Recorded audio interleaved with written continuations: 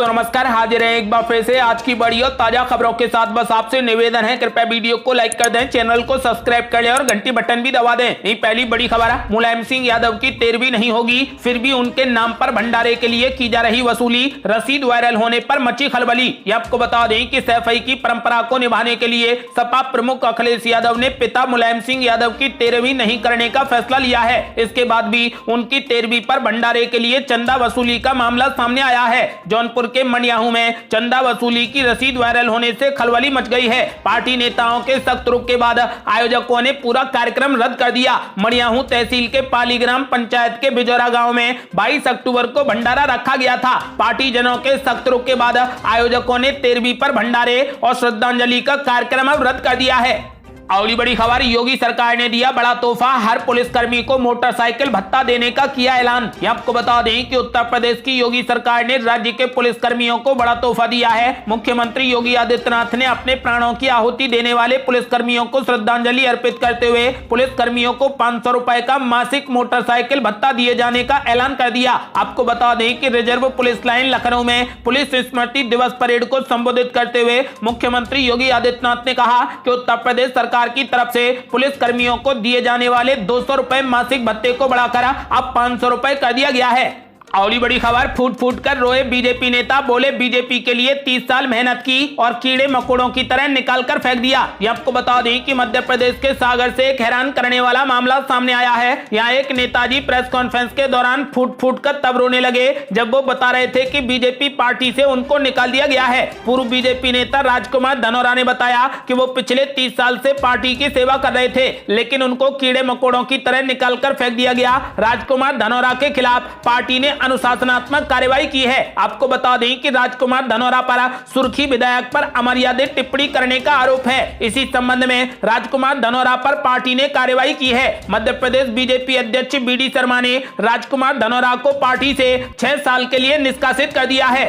अगली बड़ी खबर, दिल्ली को कूड़ा मुक्त करने के वादे के साथ एमसीडी चुनाव लड़ेगी आम आदमी पार्टी, मुख्यमंत्री केजरीवाल ने दिए संकेत। ये आपको बता दें कि दिल्ली में परसीमन के बाद अब जल्द ही नगर निगम के चुनाव होने वाले हैं। ऐसे में चुनाव को लेकर सभी पार्टियों की तैयारियां तेज हो गई हैं। सभी की नजर अब इस बात पर टिकी है कि इस चुनाव में पार्टियां किन मुद्दों और वादों को लेकर लोगों के बीच में जाने की तैयारी में है। आम आदमी पार्टी की बात करें तो पिछले चुनाव में पार्टी ने हाउस टैक्स माफ करने का वादा किया था और इसी वादे के साथ पूरी की पूरी पार्टी चुनावी मैदान में नजर आ रही थी, लेकिन इस वादे के आधार पर आम आदमी पार्टी को ज्यादा सीटें हासिल नहीं हो पाई थी। यही वजह है कि इस चुनाव में पार्टी जो मुद्दा उठाकर ला रही है वो हाउस टैक्स फ्री करने का नहीं, बल्कि दिल्ली से 3 कूड़े के पहाड़ को खत्म करने को लेकर है। आपको बता दें कि दिल्ली के मुख्यमंत्री अरविंद केजरीवाल ने ऐलान कर दिया है कि हम दिल्ली को कूड़ा मुक्त बनाएंगे और कूड़ा मुक्त के अभियान को लेकर ही आम आदमी पार्टी इस बार एमसीडी का चुनाव लड़ेगी।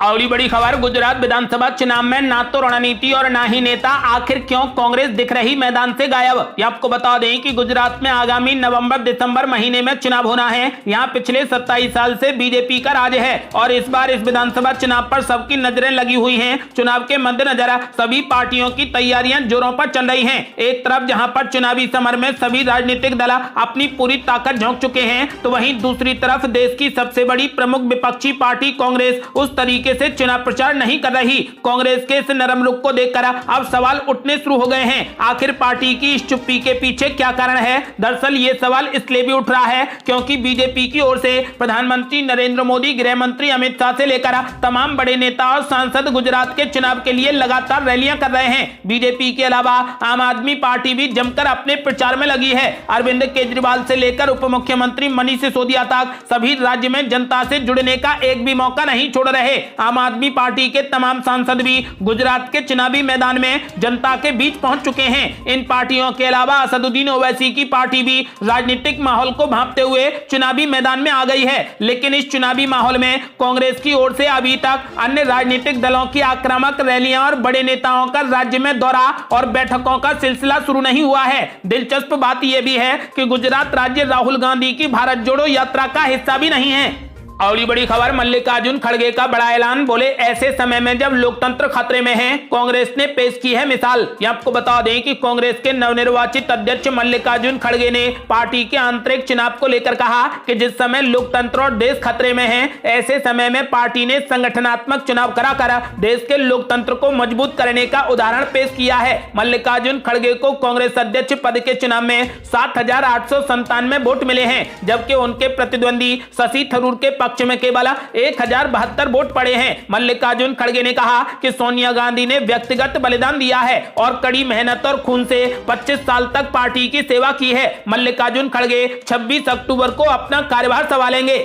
और बड़ी खबर, मध्य प्रदेश सरकार ने लिया बड़ा फैसला, लिव इन रिलेशन में रहने वाली महिलाओं की एकदम से दर्ज नहीं होगी रेप की शिकायत। ये आपको बता दें कि क्या लंबे अरसे तक एक ही मकान में लिव इन में रहने वाली कोई भी महिला अपने पार्टनर के खिलाफ रेप का केस दर्ज करवा सकती है? ये जटिल सवाल देश भर की पुलिस के लिए काफी लंबे समय से मुश्किल भरा रहा है। अब इस मुद्दे पर मध्य प्रदेश की पुलिस ने बड़ा नीतिगत फैसला ले लिया है। मध्य प्रदेश पुलिस ने तय किया है कि लिव इन रिलेशन में रहने वाली महिलाओं की एकदम से रेप की शिकायत दर्ज नहीं की जाएगी। मुकदमा लिखने से पहले उसकी गंभीरता से जांच की जाएगी। अगर रेप के आरोप सत्य मिले तो उसके बाद ही केस दर्ज करने की कार्रवाई की जाएगी।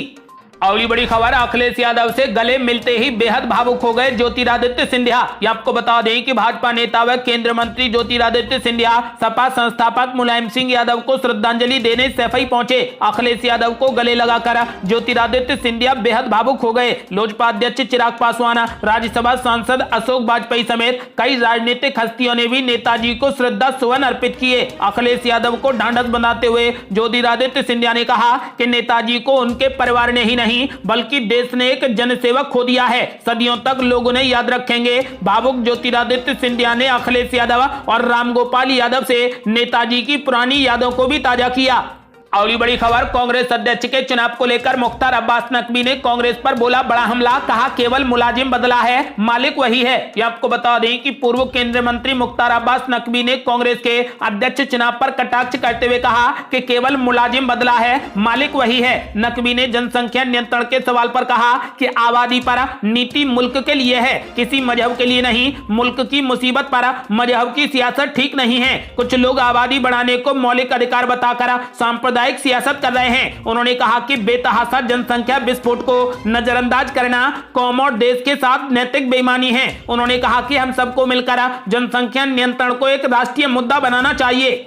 अगली बड़ी खबर, एकनाथ शिंदे सरकार ने पलट दिया पुराना फैसला, अब राज्य के मामलों में जांच के लिए सीबीआई को नहीं लेनी होगी अनुमति। ये आपको बता दें कि सीबीआई अब बिना अनुमति के राज्य के मामलों में जांच कर सकेगी। दरअसल महाराष्ट्र की एकनाथ शिंदे सरकार ने पिछली महाविकास आघाड़ी सरकार के फैसले को पलट दिया है। ठाकरे नेतृत्व वाली एनडीए सरकार ने एजेंसी को दी हुई ये सामान्य सहमति वापस ले ली थी। एक अधिकारी ने बताया कि शिंदे सरकार ने केंद्रीय जांच एजेंसी को दी गई मान्यता सहमति को बहाल कर दिया है। मुख्यमंत्री कार्यालय के एक अधिकारी ने बताया कि मुख्यमंत्री शिंदे ने उप मुख्यमंत्री देवेंद्र फडणवीस की अध्यक्षता वाले गृह विभाग के उस प्रस्ताव को मंजूरी दे दी है जिसमें राज्य के मामले में जांच के लिए सीबीआई को सामान्य सहमति देने का फैसला किया गया था। उन्होंने बताया कि इस फैसले को उलटने के साथ ही सीबीआई को मामलों की जांच के लिए अब राज्य सरकार की अनुमति की आवश्यकता नहीं होगी।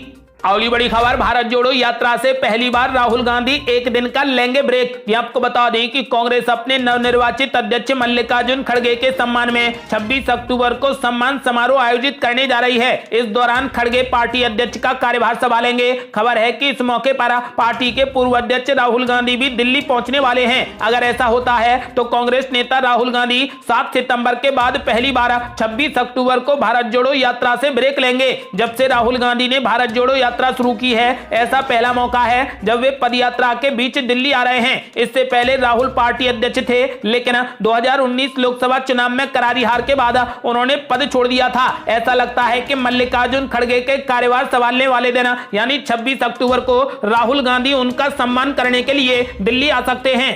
अगली बड़ी खबर, पुलिस स्मृति दिवस पर जमकर गरजे योगी आदित्यनाथ, बोले कोई भी क्रिमिनल बाहर नहीं, या तो जेल में या फिर मारा गया। ये आपको बता दें कि पुलिस स्मृति दिवस पर शहीदों को नमन करने के साथ ही मुख्यमंत्री योगी आदित्यनाथ कानून से खिलवाड़ करने वालों पर जमकर गरजे। उन्होंने कहा कि आज यूपी में कोई भी अपराधी स्वच्छंद नहीं है, या तो जेल में है या फिर मारा गया है। अपराध और अपराधियों के खिलाफ सरकार की जीरो टॉलरेंस की नीति और पुलिस की सक्रियता का परिणाम है कि आज उत्तर प्रदेश में संगठित अपराध समाप्त हो गया है। प्रदेश में महिलाएं, बालिकाएं, कमजोर वर्ग और व्यापारी आज सुकून से हैं। हर पर्व त्योहार शांति और सौहार्द के बीच में संपन्न हो रहा है। समाज में समरसता है। उन्होंने ऐलान कर दिया है कि कोई भी अपराधी बाहर नहीं घूम रहा, या तो वो मारा गया या फिर वो जेल में बंद है। अगली बड़ी खबर, जेल में मनेगी संजय राउत की दिवाली, नहीं मिली जमानत, 2 नवंबर तक बड़ी हिरासत। ये आपको बता दें कि शिवसेना उद्धव बाला साहेब ठाकरे गुट के नेता व सांसद संजय राउत को आज भी जमानत नहीं मिली। उनकी दिवाली अब जेल में ही मनेगी। संजय राउत की जमानत अर्जी पर सुनवाई अब 2 नवंबर को होगी। उनकी न्यायिक हिरासत तब तक के लिए आगे बढ़ा दी गई है। आपको बता दें कि इससे पहले 18 अक्टूबर को संजय राउत की न्यायिक हिरासत 21 अक्टूबर तक बढ़ा दी गई थी, लेकिन एक बार फिर उनकी हिरासत अब 2 नवंबर तक बढ़ा दी गई है। अगली बड़ी खबर, जम्मू में चुना गया भाजपा का मेयर, कांग्रेस ने कर दिया वॉकआउट, कांग्रेस को मिला मात्र 1 वोट। ये आपको बता दें कि कल जम्मू मेयर के लिए चुनाव हुआ। कुल 59 वोट पड़े, जिनमें से 57 वोट बीजेपी को पड़े। इसके अलावा 1 वोट अवैध करार दिया गया, जबकि कांग्रेस कैंडिडेट को मात्र 1 वोट मिला। भाजपा को जम्मू से गुड न्यूज मिली है। शहर के मेयर के तौर पर पार्टी के नेता राजेंद्र शर्मा को चुना गया है। इसके अलावा पार्टी के ही बलदेव सिंह बिलोरियो को उप मेयर के पद पर चुन लिया गया है। शुक्रवार को हुए चुनाव में भाजपा और कांग्रेस के बीच में सीधा मुकाबला था, जिसमें भाजपा को जीत मिली है। हालांकि कांग्रेस के पार्षदों ने मतदान की प्रक्रिया का ही बहिष्कार कर दिया। कांग्रेस विधायकों का कहना है कि इस बार वोटिंग की प्रक्रिया को बदला गया है, जो गलत है। इन पार्षदों का कहना था कि सीक्रेट बैलेट पर वोटिंग होती रही है, लेकिन इस बार ओपन बैलेट पर वोटिंग हुई है। हालांकि इसके बाद भी कांग्रेस के मेयर उम्मीदवार द्वारकानाथ चौधरी को 1 वोट मिला है। आपको बता दें कि इस चुनाव में टोटल 59 वोट पड़े, जिसमें से बीजेपी को 57, कांग्रेस को 1 और 1 वोट अवैध करार दिया गया। आपको बता दें कि फिलहाल जम्मू में भाजपा का मेयर चुना गया है।